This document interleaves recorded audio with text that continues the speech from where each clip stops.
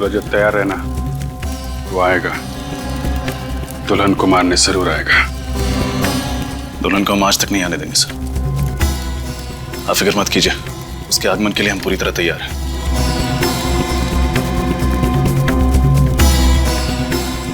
पंडित जी याद है ना, विघ्न आने पे कौन सा मंत्र पढ़ना है? जी साहब, मालूम है।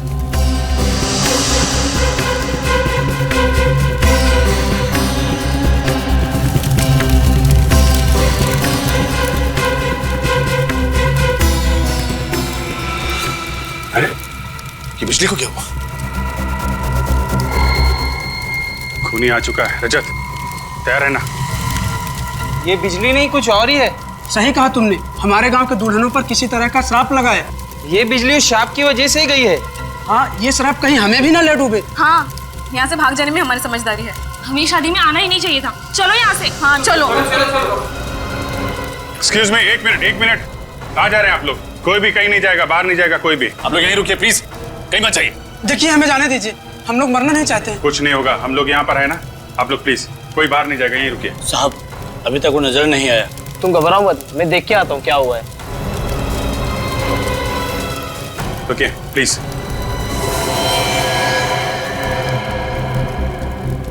साहब वो अंदर आ गया, दुल्हन की तरफ बढ़ रहा है।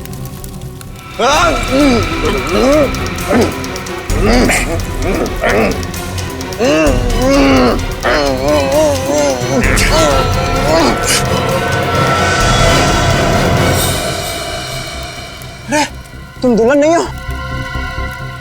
जी हाँ, तुम्हें क्या लगा तुम्हारे हाथों से एक दुल्हन और मारी जाएगी?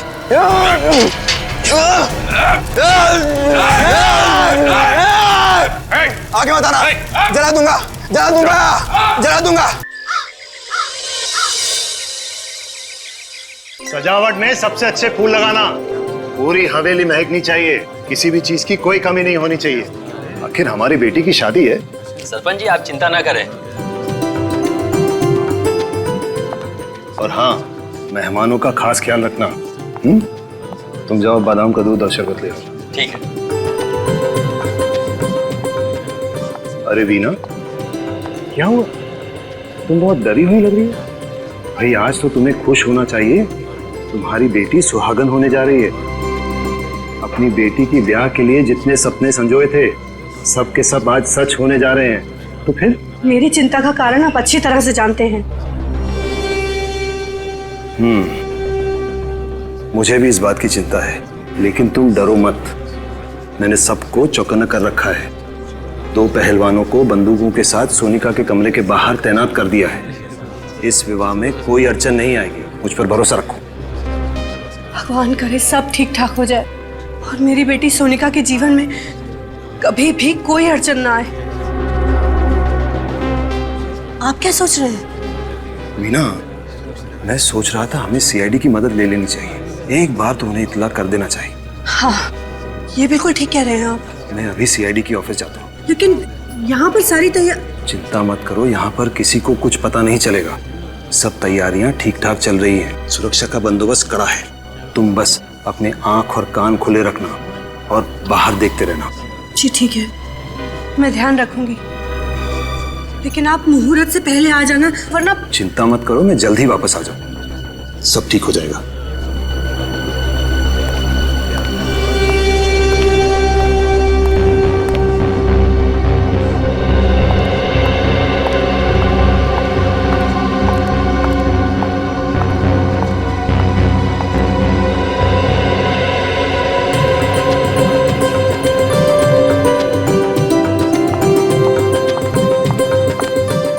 भगवान, ये टोकरी कौन यहाँ छोड़ गया है?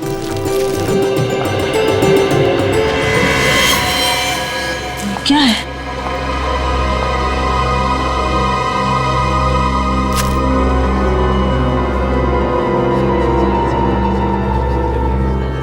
ये खून?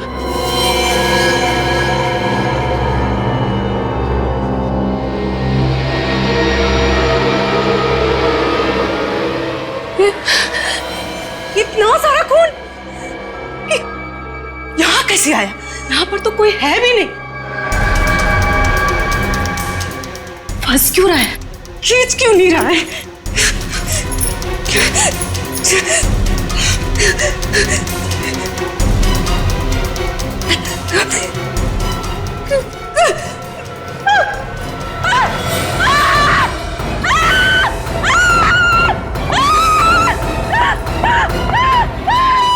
क्या हुआ? इतना चिल्ला क्यों रही हो? वो इस कमरे में। कमरे में? अंदर। क्या है कमरे में? अरे क्या हुआ? क्या हुआ? इतना शोर क्यों मचा रखा है? ये कह रही है कमरे में कुछ है। कमरे में कुछ है? क्या है कमरे में? आप लोग खुद ही चलकर देख लीजिए। अरे ऐसा क्या है कमरे में?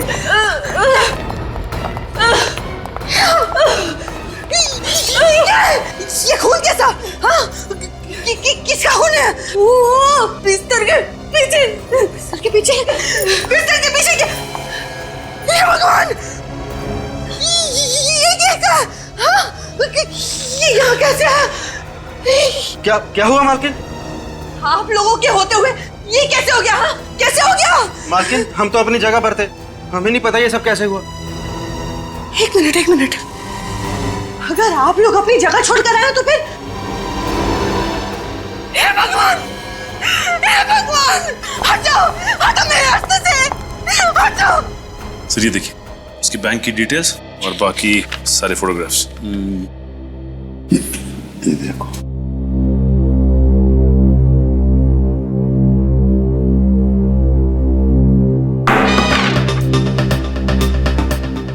ये पेपर पढ़ने की जगह। सॉरी क्या? चेहरा लटका क्यों है तुम्हारा? क्या हुआ? प्रॉब्लम है? पता नहीं सर, आजकल आदमी का दिमाग किस तरह से चल रहा है, किस हद तक सोच सकता है आदमी, उसकी सोच की तो कोई सीमा ही नहीं है। फ्रेडी तुम कहना क्या चाह रहे हो? आजकल इस दुनिया में हर देश, हर शहर, हर गली, हर नुक्कड़ पे दहशत है। लोग एक दूसरे के खून के प्यासे होते जा रहे। जातीयवाद के नाम पे दंगे फसाद हो रहे सर। पहले तो आम आदमी आतंकवाद और बम विस्फोट से डरता था, अब तो आम आदमी का सबसे बड़ा दुश्मन बनता जा रहा है सर। पता नहीं किसके दिमाग में कब क्या आ जाए, अचानक उसका दिमाग खराब हो जाता है और 1 मिनट में सैकड़ों लोगों को गोलियों से छलनी कर देता है सर। अगर आदमी किसी और चीज से नहीं मरा ना सर, तो अपनी गंदी सोच की वजह से जरूर मर जाएगा। रेडी? जो तुम कह रहे हो ना, सिर्फ उतना ही नहीं, इस दुनिया में अच्छाइयां भी है, समझे? ये दुनिया अब भी और आज भी उतनी ही खूबसूरत है, समझे? रो मत। हाँ? सर जी मेरी मदद करो प्लीज। किस तरह की मदद? और आप है कौन? जी मैं बंगरगढ़ गांव का सरपंच यशवर्धन। लेकिन किस तरह की मदद चाहिए आपको? दरअसल आज इस वक्त मेरे गांव बंगरगढ़ में मेरी बेटी सोनिका की शादी की तैयारियां चल रही हैं। सरपंच जी, आपकी बेटी की शादी है, ये तो बड़ी खुशी की बात है? तो इसमें हम क्या मदद कर सकते हैं? सर मैं चाहता हूं कि आप लोग मेरे साथ मेरे गांव बंगरगढ़ आए, ये देखने के लिए कि शादी में सब कुछ ठीक ठाक चल रहा है या नहीं। एक मिनट सरपंच जी, कहीं आप हमसे हिफाजत तो नहीं चाहते? जी देखिए, ये हिफाजत वाला काम हम लोग नहीं करते हैं। जी मैं जानता हूँ, मगर मैंने आप लोगों के बारे में बहुत सुना है, बड़ी उम्मीदें लेके आया हूँ आप लोगों के पास। देखिए यशवर्धन जी, आप समझने की कोशिश कीजिए। अच्छा जी, तो इतना कीजिए कि आप लोग मेरे साथ मेरे गांव आइए, मेरी बेटी सोनिका की शादी में शामिल होइए, खाइए पीजिए, शादी का आनंद लीजिए, बस इतनी विनती है आपसे। सिर्फ यही वजह है? और तो कोई बात नहीं है यशवर्धन जी? जी नहीं।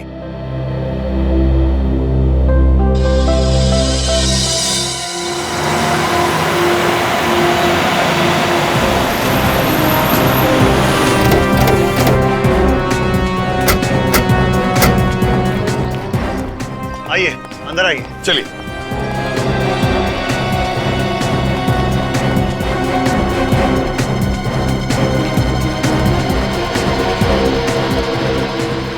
अरे सब लोग कहाँ हैं? वही तो है। हो क्या रहा है यशवर्धन जी? आप तो कह रहे थे कि शादी की तैयारियां चल रही है, फिर बाकी के लोग कहाँ हैं घर के? मैं भी यही सोच रहा हूँ सर, सब गए कहाँ? मेरा परिवार, रिश्तेदार, सारे मेहमान कर्मचारी। जब मैं यहाँ से निकला था तो पूरे घर में चहल पहल थी। हे भगवान, मेरी बच्ची! ये आवाज, ये तो किसी की रोने की आवाज है। लगता है घर के पीछे से आ रही है, चलो देखते हैं। हाँ, ये आवाज घर के पीछे से ही आ रही है। हे भगवान, मेरी गैरहाजिरी में कहीं कोई अनर्थ तो नहीं हो गया? यहाँ से आइए। हे भगवान, यहाँ पर सोनिका! अरे हे भगवान! सोनिका! सोनिका! ये क्या हो गया? आपने आने में बहुत देर कर दी। हमारी बच्ची सोनिका में हमेशा के लिए छोड़कर चले गए। आप जरा प्लीज पीछे हटिए।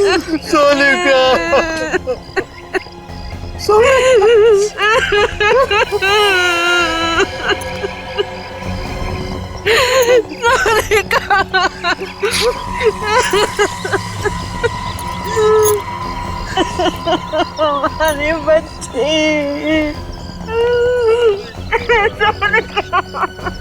ऐसा लगता है किसी ने ऊपर से इसे धक्का दिया है। वही तो, सिर के पीछे वार करने के बाद फिर ऊपर से नीचे क्यों फेंका? इसका घाव काफी गहरा है। ऐसा लगता है किसी ने किसी भारी चीज से मारा है। वही तो, लेकिन एक बात समझ में नहीं आ रही है, सिर के पीछे इतनी जोर से भारी चीज से वार करने के बाद फिर ऊपर से नीचे क्यों फेंका?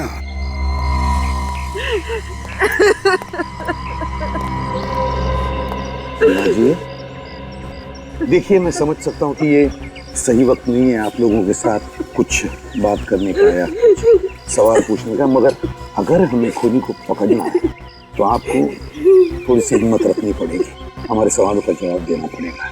एक बात बताइए, जब यशोवर्धन जी हमें बुलाने आए थे उस वक्त, मतलब यहाँ से हमारे पास आकर फिर हमारे साथ आने के बीच में क्या हुआ था घर में? सब कुछ इतना जल्दी में हो गया कि कुछ पता ही नहीं चला। पहले कमरे में वो खून, उसके बाद वो कटा हुआ हाथ, उसके बाद सोनिका के कमरे में ऊपर गई तो फिर सोनिका, दरवाजा तो खुला है। सोनिका, कमरे में कोई नहीं। सोनिका, कहाँ चली गई मेरी बच्ची? सोनिका, खिड़की की तरफ क्यों जा रहा है खून? सोनिका! यशोवर्धन जी, आपकी गैर हाजिरी में बहुत कुछ हो गया है। अगर मैं घर छोड़कर गया ही नहीं होता तो ये सब कुछ नहीं होता। हम आपका दुख समझ सकते हैं।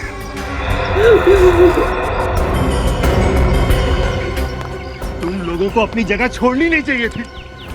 गलती होगी साहब, उस वक्त नीचे से चीखने की आवाज आ रही थी। साहब उस समय समझ में नहीं आ रहा था कि हम क्या करें। हमें ऐसा लगा कि नीचे हमारी ज्यादा जरूरत है, इसलिए हम नीचे चले गए साहब।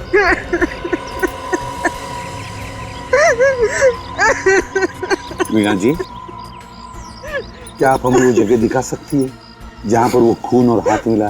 प्लीज। जी। इस तरफ ये रहा खून।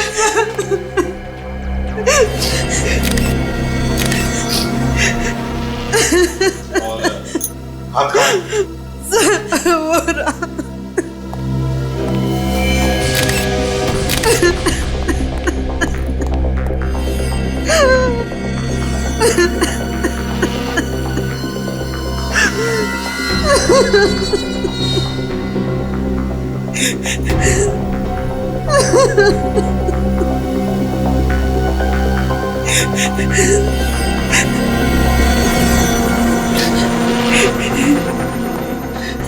वीणा जी, यशोवर्धन जी, ये हाथ और ये खून दोनों भी नकली है।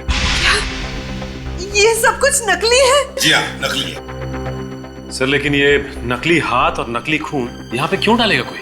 सचिन, ये जो खूनी है ना, इसने जानबूझकर ये नकली हाथ और ये नकली खून इस कमरे में डाल दिया, ये सोचकर कि इसे देखते ही इस शादी से भरे घर में भगदड़ मच जाएगी, हंगामा हो जाएगा और सारे लोग यहाँ पर इकट्ठे हो जाएंगे, यहाँ तक के पहलवान भी। और बस इसी वक्त का फायदा उठाकर वो सोनिका का खून करेगा। सर, ये जो कोई भी है बहुत ही चालाक मालूम पड़ता है।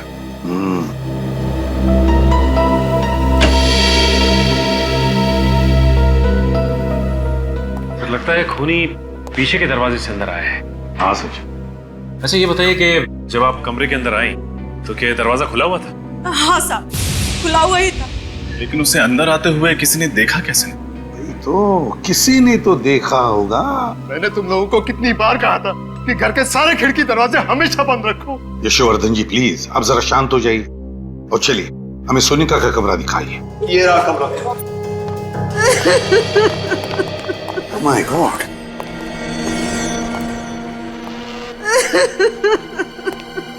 क्या हुआ है यहाँ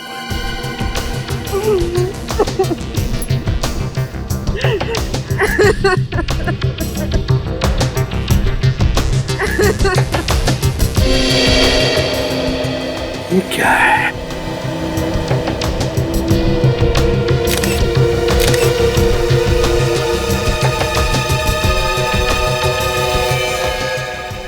किस कपड़े का टुकड़ा है ये तो मेरी बेटी सोनिका की साड़ी का टुकड़ा है। माय गॉड, सोनिका की साड़ी का टुकड़ा। लगता है खूनी ने सोनिका को यहाँ इस खिड़की में से नीचे फेंक दिया और बेचारी नीचे गिरते वक्त उसकी ये साड़ी उस खिड़की में अटक गई और ये कपड़े का टुकड़ा वहां मिल गया।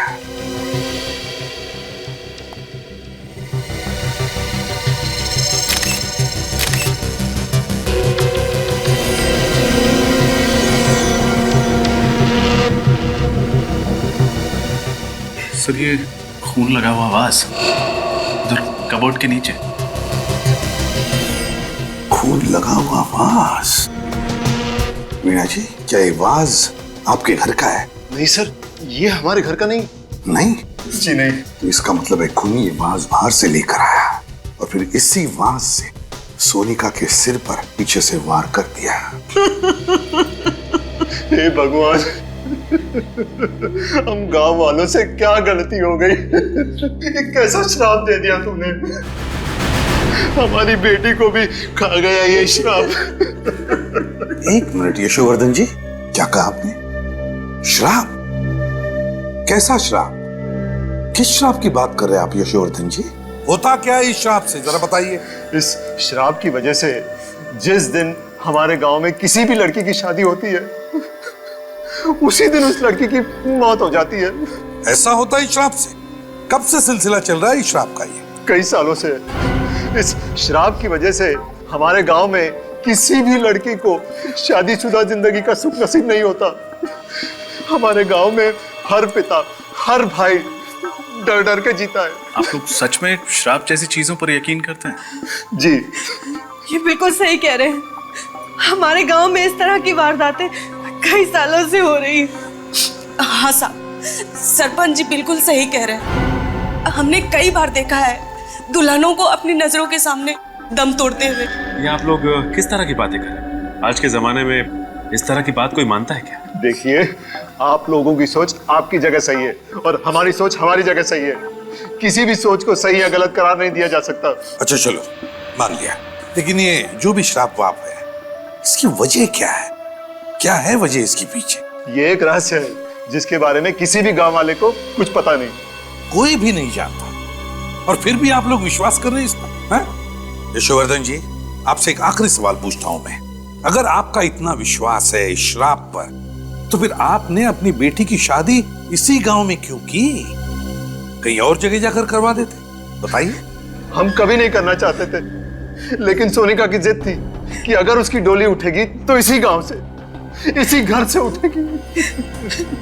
उसकी जिद के आगे हमें झुकना पड़ा और हमने शादी की तैयारियां भी शुरू कर दी। हमने उसे बचाने की हर कोशिश की, लेकिन ये श्राप हमारी बच्ची को निकल गया। नहीं वीणा जी, देखिए, ये श्राप वाप कुछ नहीं होता, सब झूठ है ये। मेरी बात पर यकीन कीजिए, इसके पीछे कोई और है, कोई ऐसा शख्स जो सालों से आप में दहशत फैला रहा है इस श्राप के आड़, समझा? और हमें यही पता लगाना है कि है कौन ये, और हम पता लगा कर रहेंगे ही। एक बात बताइए, आपकी बेटी की शादी की तैयारियों की कोई वीडियो रिकॉर्डिंग वगैरह की है आपने? जी हाँ, है। तो ये वीडियो रिकॉर्डिंग हमें दीजिए। और सचिन, पता लगाओ इस गांव में ऐसी कितनी लड़कियां हैं, कितनी दुल्हनें जिनकी इस तरह की मौत हुई है, और उनके बारे में पूरी जानकारी निकालो। सर, मिल गया सचिन जानकारी, सीडी सब कुछ? हाँ सर, सीडी भी मिल गई है और शादी की जानकारी भी। वेरी गुड, लगाओ सीडी जल्दी। दया, कुछ तो जरूर पता चल जाएगा सारा चक्कर क्या है। सर, मुझे तो लगता है ये सारे खून उसी श्राप की वजह से हो रहे। चुप रहो फ्रेडी। फ्रेडी, आइंदा अगर श्राप शब्द तुम्हारे मुंह से निकला ना, तो समझ लेना कि तुम्हारी हमेशा के लिए ट्रांसफर इस बांगड़गढ़ में हो। नहीं नहीं सर, ऐसा मत करना सर। चुप! आइंदा ये शब्द तुम्हारे मुंह से निकलना नहीं चाहिए। कौन सा? श्राप। हाँ,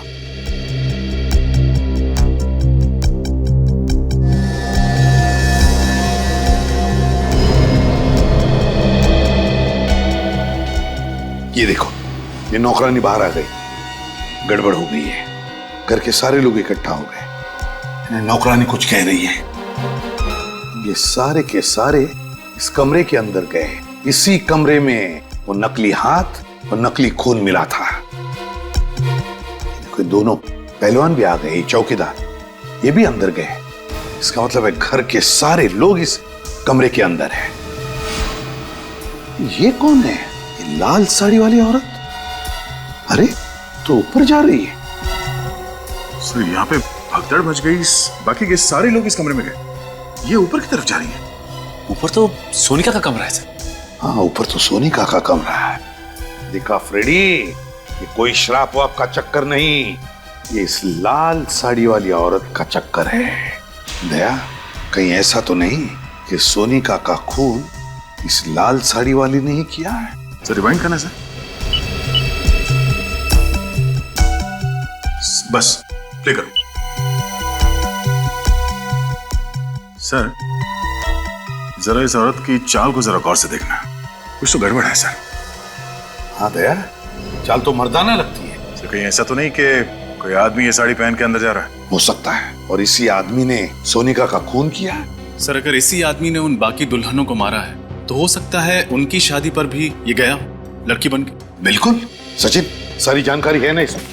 हाँ सर, लेकिन सर शादी की डेकोरेशन करने वाले तो सारे लोग अलग थे, यहाँ तक कि केटरर भी अलग, और तो और शादी में जो मेहमान आए थे वो भी अलग है। एक शादी में जो आया वो दूसरी में नहीं है। अच्छा, पांचों शादियों में सारे के सारे लोग अलग अलग थे, यहाँ तक के मेहमान भी।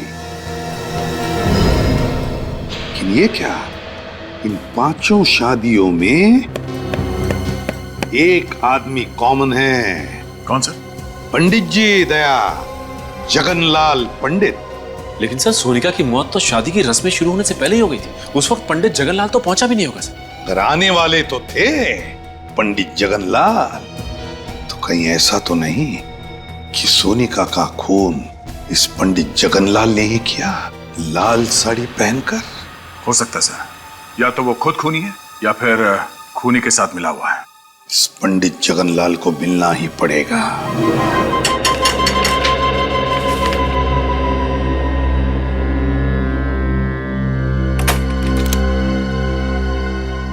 आप लोग सीआईडी से है ना? आइए।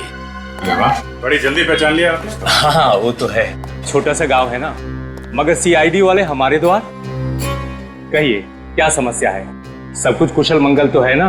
पंडित जी, अगर सब कुछ कुशल मंगल होता तो हम लोग यहाँ पे नहीं आते। वैसे आप तो जानते ही होंगे ना कि आपके ही गांव की एक लड़की सोनिका, उसका खून हो गया। हाँ, मैं जानता हूँ, बहुत बुरा हुआ। सोनिका बिटिया को मैं बहुत अच्छी तरह से जानता था, मैं ही उसकी शादी करवाने वाला था। ये हम जानते हैं पंडित जी। आप ये बता सकते हैं कि सोनिका का खून किसने किया होगा? देखिए श्रीमान, हम पंडित हैं, हमारा काम रिश्ते जुड़वाना और शादियां करवाना है, बाकी किसी चीज से हमारा कोई संबंध नहीं है। तो पंडित जी, आप ये भी नहीं जानते होंगे कि अब तक आपके गांव में जितनी भी दुल्हनों की हत्या हुई है वो किसने की? नहीं श्रीमान, उन लड़कियों का भी खून किसने किया और क्यों किया, इस बारे में मुझे कुछ पता नहीं है। ये सारी बातें मेरी समझ से परे है। लेकिन पंडित जी, हमारी समझ में कुछ कुछ आ गया है। फिलहाल अभी हम लोग जा रहे हैं, लेकिन आपको परेशान करने दोबारा आएंगे। जी जरूर। अब बर्दाश्त नहीं हो रहा है, बहुत हो गया, अब मुझे बात करनी पड़ेगी। हेलो, बात करिए उससे मेरी। हाँ हाँ, उसी से। देखो, सीआईडी वाले आए थे मेरे घर पर, पूछताछ कर रहे थे। देखो, बर्दाश्त नहीं होता मुझसे। हाँ ठीक है, मैं मिलने आ रहा हूं तुमसे, पर आखिरी बार। इधर ही आ रहा है।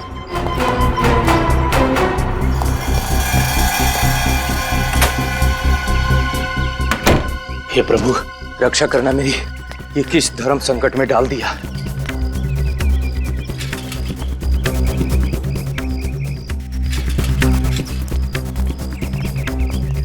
आज तो उसे मुझे बताना ही पड़ेगा।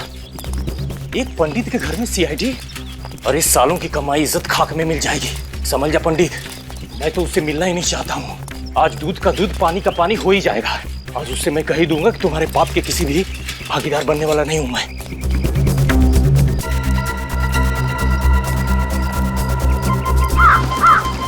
अभी तो यही था सर, अचानक गायब हो गया। कहीं नजर नहीं आ रहा है। देखो यहीं कहीं आसपास छुपा होगा। सर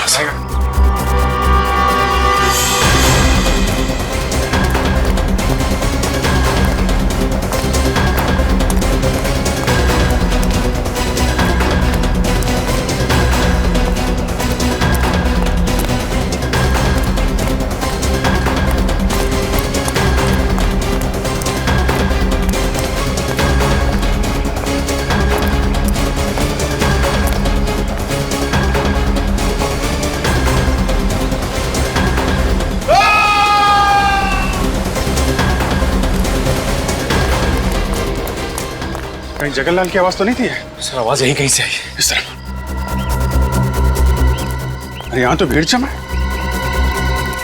जगनलाल के साथ? एक्सक्यूज मी, प्लीज हटिए, प्लीज हटिए हटिए हटिए, हमें तहकीकात करने दीजिए। और हाँ, किसी भी चीज को हाथ मत लगाइएगा। हे भगवान, इस शापित गांव के एक लौते पंडित को भी आपने उठा लिया। अब क्या होगा हमारा? कल ही तो इन्हें मैं मंदिर के बाहर मिला था। सर खूनी ने चाकू पीठ में लगा छोड़ दिया है। सर लगता है खूनी ने चाकू फेंक के मारा होगा और भाग गया। अजीब सी बात है सर, एक गांव के पंडित को कोई क्यों मारना चाहेगा? अजीब बात तो इस गांव की हर एक चीज है, एक के बाद एक खून होते जा रहे हैं। पर खूनी इतनी जल्दी जगनलाल को मार के कहां भाग गया? लेकिन आसपास चेक करो जरा। हटिए हटिए। सर कहीं ऐसा तो नहीं कि जगनलाल जिस आदमी से फोन पे आखिरी बार बात कर रहा था उसी ने इसे बुलाया यहाँ पे और मार दिया? जगनलाल को उसके इरादे पर शक नहीं हुआ होगा कि वो उसका खून करने वाला है। हाँ सर, इसने सीआईडी के आने की खबर दी होगी और उस आदमी ने इसका हमेशा के लिए मुंह बंद कर दिया। इसका मतलब सिर्फ हम ही नहीं, वो खूनी भी इन गलियों में भाग रहा था इस जगनलाल के पीछे। मौका पाते ही उसने चाकू मारा और भाग गया। हाँ सर, ये जो कोई भी है काफी चालाक आदमी है। सर हाँ सर, आसपास कुछ भी नहीं मिला। अच्छा, इसका थैला चेक कर लेना।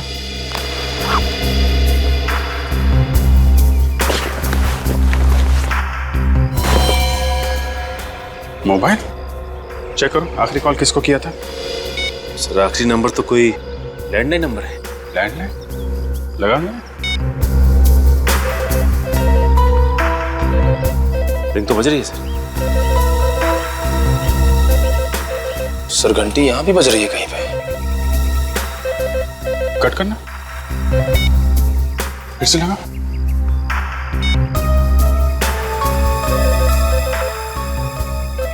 घंटी की आवाज तो यहीं से आ रही है। इसका मतलब ये नंबर यहीं आसपास का है। चलो देखते हैं। निकल, बॉडी को फॉरेंसिक लैब भिजवा दो। सर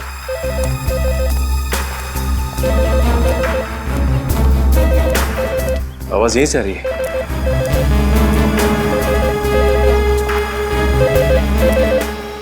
रिंग यहाँ बज रही है। तो इस पीसीओ पे पंडित जगनलाल ने फोन किया था, लेकिन किसके लिए? दुकान वाला जानता होगा सर। दुकान वाला कहीं नजर नहीं आ रहा। दुकान खुली छोड़कर कहाँ जा सकते हैं? सचिन, गांव में ऐसा ही होता है, लोग एक दूसरे पे भरोसा करते हैं। हाँ सर, लेकिन अब पता कैसे लगेगा कि जगनलाल ने किसके लिए फोन किया था यहाँ पे? जी साहब, कुछ ये साहब। तुम इस दुकान के मालिक हो? हाँ साहब। ये दुकान छोड़ के कहाँ चले गए थे? साहब वो घर पे गया था साहब। घर पे गए थे। यहाँ बगल में पंडित जगनलाल का खून हो गया और तुम घर पे क्या कर रहे थे? क्या साहब, पंडित जी का खून हो गया साहब? कितनी देर हुई दुकान छोड़ के गए? साहब 5 मिनट पहले गया था साहब मैं। 5 मिनट पहले? हाँ साहब। अच्छा ये बताओ कि 8-10 मिनट पहले यहाँ पे किसी का फोन आया था क्या? हाँ साहब, थोड़ी देर पहले पंडित जी का फोन आया था मनीष बाबू के लिए साहब। मनीष बाबू? कौन है ये मनीष बाबू? साहब वो जो घर दिख रहा साहब, साहब वहीं पे रहता साहब वो। अच्छा मनीष, ये मनीष बाबू का फोन अक्सर यहाँ पे आता रहता है क्या? हाँ साहब, उन्होंने बोल के रखा साहब कि जब भी उनका फोन आए तो उनको बोल देना, तो बोल देता था साहब ने। उनके पास खुद का फोन या मोबाइल नहीं है क्या? नहीं साहब, जहाँ तक मैंने देखा है उनके पास खुद का मोबाइल फोन नहीं है साहब। जब भी फोन करना होता साहब वो मेरे पास ही आते साहब। अभी होंगे मनीष बाबू घर पे? हाँ साहब, ज्यादातर वो घर पे रहते साहब। क्या दिखाओ घर की जगह। चलिए साहब। साहब यही है मनीष बाबू घर साहब। यहाँ पे तो ताला लगा हुआ है। जगनलाल का खून करके फरार हो गया। ये आदमी हाथ कैसे लगेगा सर? एक काम करते हैं, घर की तलाशी लेते हैं। खोलो ताला।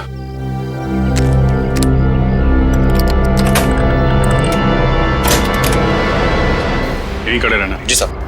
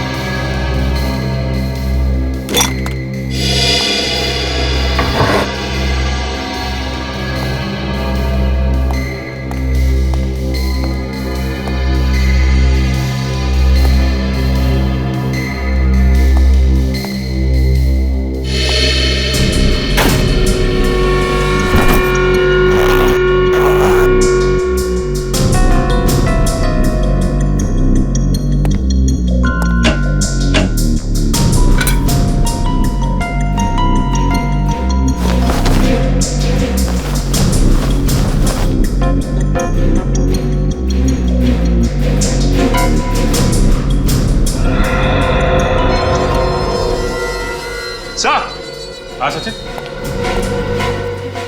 सो ये देखिए, ये साड़ी। ये साड़ी? ये तो वही साड़ी है ना जो सोनिका के कातिल ने पहनी थी। हाँ सर, और हमने फुटेज में ये भी देखा था कि एक आदमी इस साड़ी को पहन के सोनिका के कमरे में घुस रहा था। इसका मतलब मनीष ने सोनिका का खून किया है। उसने पंडित जगनलाल का भी खून किया है।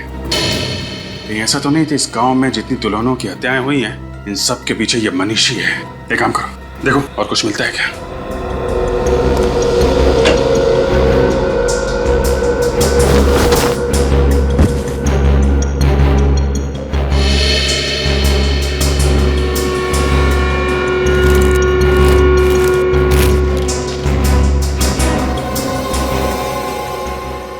और ये औरत, ये फोटो, सर इस औरत को मैंने कहीं देखा है। देखा? कहाँ देखी है? याद करो सर। सोनिका के कमरे में जो फोटोग्राफ्स थे उसमें ये लड़की भी थी। सोनिका के घर पे? इसका मतलब सोनिका इस औरत को जानती होगी। और ये आदमी भी था फोटो में? सर ये आदमी तो नहीं था। फिर ये कौन है? जरा उस दुकान वाले को बुलाओ। भाई साहब जरा अंदर आइए। जी साहब। अरे देखो, ये आदमी मनीष है। नहीं साहब, ये मनीष बाबू नहीं है साहब। क्या ये मनीष बाबू नहीं है? नहीं साहब, मनीष बाबू की तो दाढ़ी है, मूछें है और वो चश्मा भी पहनते साहब, और उनकी उम्र भी ज्यादा है साहब। ये मनीष बाबू हो ही नहीं सकते साहब। अच्छा, इस औरत को देखा कभी? नहीं साहब, इन्हें मैंने पहले कभी नहीं देखा साहब। सर हमें साड़ी तो मिल गई है, लेकिन इसका कहना है कि ये आदमी मनीष नहीं है। तो कहीं ऐसा तो नहीं कि जो आदमी सोनिका के कमरे में भेस बदल के गया था उसे मारने के लिए, वो आदमी ये फोटो वाला आदमी हो सकता है ये मनीष का कोई रिश्तेदार या फिर जान पहचान वाला हो। एक बात बताओ, ये मनीष आदमी कैसा है? मनीष बाबू को इस गांव में आए हुए 1 साल हुआ है। मैं उनके बारे में इतना कुछ नहीं जानता साहब। वो यहाँ पे अकेले रहते थे या इनके साथ कोई और भी रहता था? हाँ साहब, अकेले रहते थे साहब। अकेले? हाँ साहब। किसी को देखा यहाँ पे आते जाते उनसे मिलते? नहीं साहब, मैंने किसी को उनके घर पे आते जाते नहीं देखा साहब। ठीक, तुम जा सकते हो। अगर इस औरत की फोटो यशवर्धन के घर में है तो यशवर्धन इस औरत के बारे में जरूर जानता होगा। चलो यशवर्धन से मिलते हैं।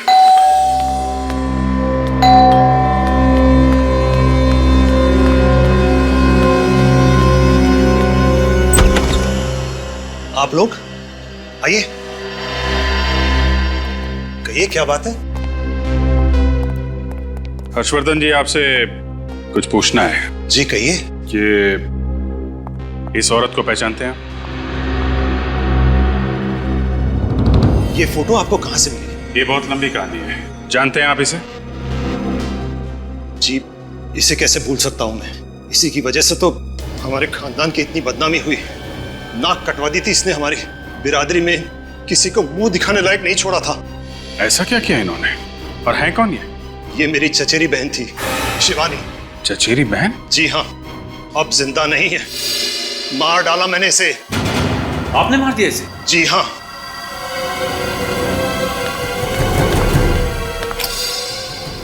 इसी बंदूक से मारा था मैंने उसे 15 साल पहले।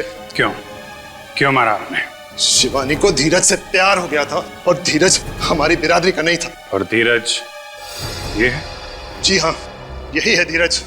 इसी को लेकर आई थी यहाँ, मुंह काला करके, लाल टीका लगवाने, हमारा आशीर्वाद लेने।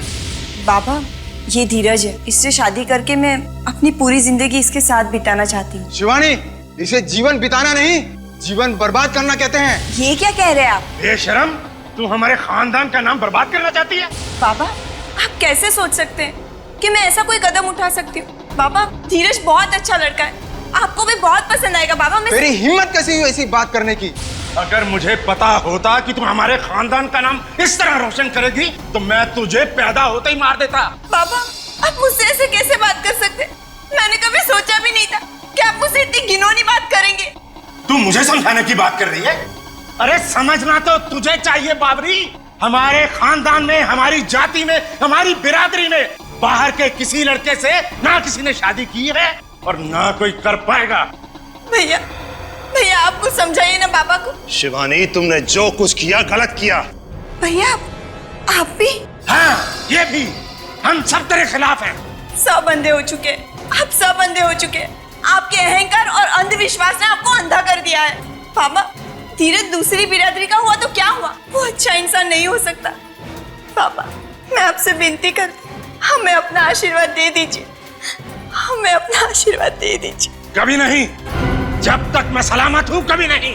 लेकिन पापा वो शिवानी, इनके सामने अपने आंसू बहाने से कोई फायदा नहीं। चलो बाबा, धीरज वो शिवानी, इनको अगर हमारी बात नहीं मानी तो ना सही, इनके आशीर्वाद के बिना हम अपनी नई जिंदगी शुरू करेंगे, अपना नया घर बसाएंगे। चलो। लेकिन कहीं नहीं जाओगे तुम। देखिए, आप लोग हमारा कुछ नहीं बिगाड़ सकते। शिवानी अब बालिग है। चलो शिवानी। बस मैं कहता हूं चलो। अब बहुत हो चुका। यशवर्धन, बंदूक लेकर आओ। ये क्या कर रहे हैं आप? यश नहीं, शिवानी आपकी बहन है। छोड़ो मुझे। गोली चलाओ, चलाओ गोली। यशवर्धन, चलाओ गोली। धीरज, धीरज। यशवर्धन, हर्षवर्धन, लाशों को ठिकाने लगा दो। पिताजी के दबाव में आके मार दिया मैंने इन दोनों को, और इसी वजह से मैंने इन्हें आज तक माफ नहीं किया। ऑनर किलिंग, इस तरह किसी की जान लेने में कैसा सम्मान? क्या मिलता है आप लोगों को ये सब करके?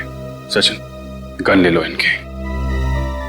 लाइए, जरा इधर लाइए। अरेस्ट करें सर? गिरफ्तार तो करेंगे ही। जो गुनाह इन्होंने किया है उसकी सजा तो इन्हें भुगतनी ही पड़ेगी।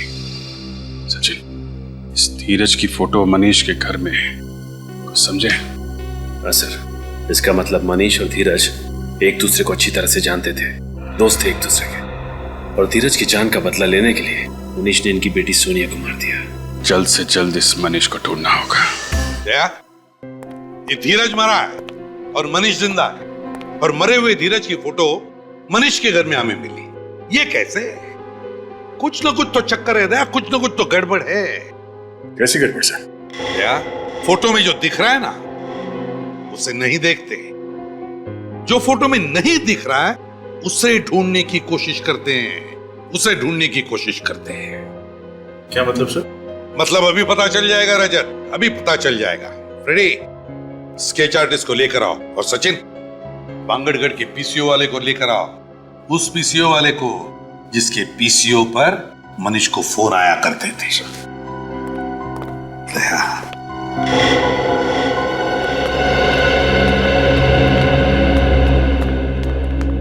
आइए।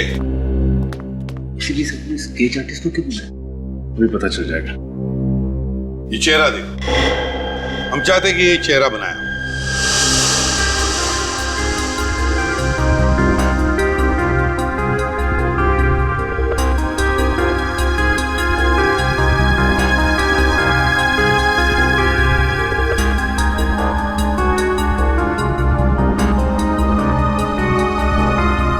वाह, बढ़िया है। एक काम करो, अब इस चेहरे पर मोटी सी मूछें और दाढ़ी भी बनाओ। हैं? एक मिनट मत बनाइए, ये चेहरा ऐसे ही रहने दीजिए। इस दूसरे पेपर पर बिल्कुल ऐसा ही चेहरा बनाओ, ऐसा ही चेहरा, लेकिन थोड़ा उम्र में ज्यादा, एक 10-12 साल, और फिर उस चेहरे पर मूछें दाढ़ियां लगाओ। जी हाँ। और हाँ, चश्मा भी चाहिए उसे, मोटा सा। ठीक है, काले फ्रेम वाला।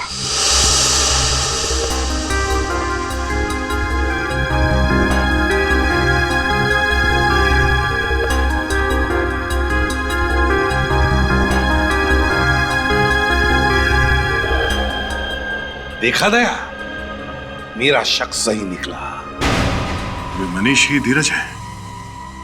हाँ साहब, यही मनीष बाबू है साहब। एक सेकंड, ये आदमी तो उस दिन भीड़ में था जब हमने सोनिका की लाश देखी थी। इसका मतलब है आज का मनीष मरा हुआ धीरज है। मगर सर, धीरज को तो गोली लगी थी, फिर वो बच कैसे गए? इसका मतलब धीरज कभी मरा ही और मनीष बाबू बनकर सबकी आंखों में धूल झोंकता रहा। एग्जैक्टली। हमें किसी तरह से इस मनीष को पकड़ना होगा। मनीष उर्फ धीरज को ढूंढेंगे कैसे सर? ढूंढेंगे फ्रेडी, ढूंढेंगे। फिर से बांगड़गढ़ गांव में शादी होगी, दुल्हन सजेगी, और ये बाराती भी आएगा।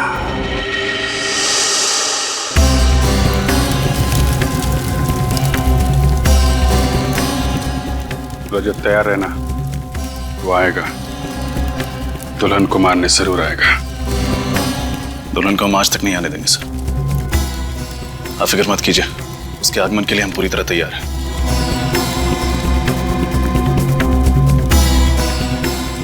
पंडित जी याद है ना, विघ्न आने पे कौन सा मंत्र पढ़ना है? जी साहब, मालूम है।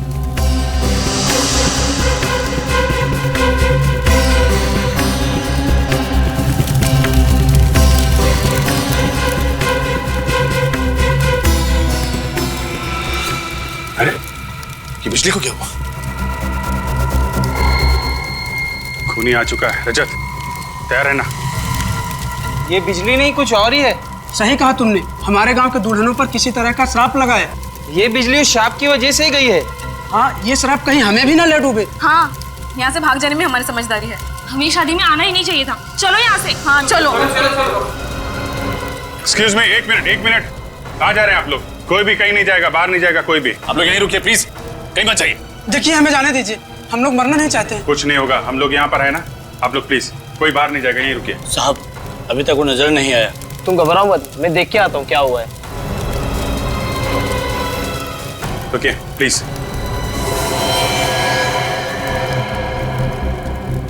साहब, वो अंदर आ गया, दुल्हन की तरफ बढ़ रहा है।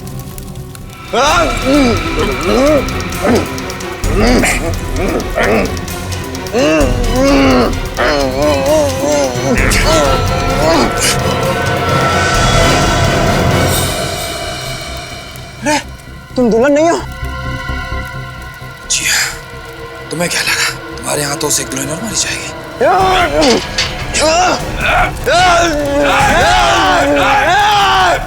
आगे मत आना, जला दूंगा, जला दूंगा, जला दूंगा, सबको जला दूंगा, जला दूंगा, जला दूंगा, सबको जला दूंगा, मैं जला दूंगा, जला दूंगा, मैं जला दूंगा। मशाल लेके कहाँ भाग रहा है? ओलंपिक खत्म हो गया, रुक जा। मैं जला, कहाँ जा रहा है? जला, मैं हाँ अपने आप को जला दूंगा, जला दूंगा, जला दूंगा। अपने आप को जला लेगा? मैं अपने आप को जला सकता हूँ। मनीष और धीरज, जिसने गांव की इतनी मासूम दुल्हनों को मौत के घाट उतारा है, सोनिका का और पंडित जगनलाल का खून क्या ऐसा अपराधी, क्या लगता है रजत अपने आप को जला पाएगा? नहीं सर, इसकी शक्ल देख के तो नहीं लगता। क्या बात कर रहे हो? आप लोगों को मेरी बातों पर यकीन नहीं आ रहा है? मैं खुद को जला सकता हूँ। अच्छा ठीक है, जला देखो। निकल गई सारी हवा। मैं अपने आप को पूरी तरह से जला दूंगा, सर से पांव तक जला दूंगा। नहीं सर, मुझे नहीं लगता ये अपने आप को जला सकता। देखिए, माथे पे तो पसीना आ चुका है।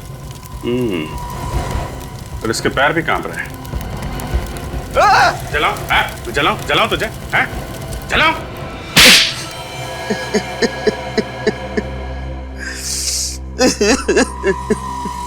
मनीष उर्फ धीरज, बताओ क्यों किया तुमने ये सब? इसका जवाब तो मैं पिछले 15 सालों से ढूंढ रहा हूँ। एक भाई अपनी बहन को कैसे मार सकता है? एक बाप अपनी बेटी की खुशियों का गला कैसे घोट सकता है? क्यों दो प्यार करने वालों को लोग जीने नहीं देते? मैं अपनी शिवानी के साथ आशीर्वाद लेने उसके घर गया था और मिला क्या? धीरज, धीरज, तुम बच कैसे गए? जिसको राम राखे उसको कौन चाखे। एक गांव वाले ने यशवर्धन और हर्षवर्धन को मुझे और शिवानी की लाश को ठिकाने लगाते हुए देख लिया था जंगल में। उसी ने मुझे बचाया।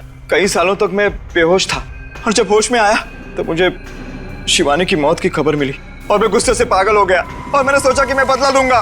बदला लेने के लिए तुमने पांगड़गढ़ गांव की सारी दुल्हनों को मार दिया। हाँ, और इसी वजह से गांव वालों के मन में श्राप का डर और भी गहरा होता गया।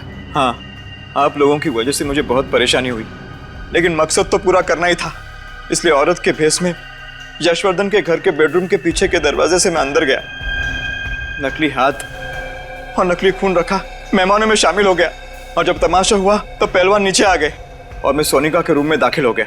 अपने साथ लाए हुए फ्लावर वास से मैंने उसके सिर पर मारा और उसे खिड़की के बाहर फेंक दिया। और जगनलाल पंडित, उसको भी तो तुमने ही मारा।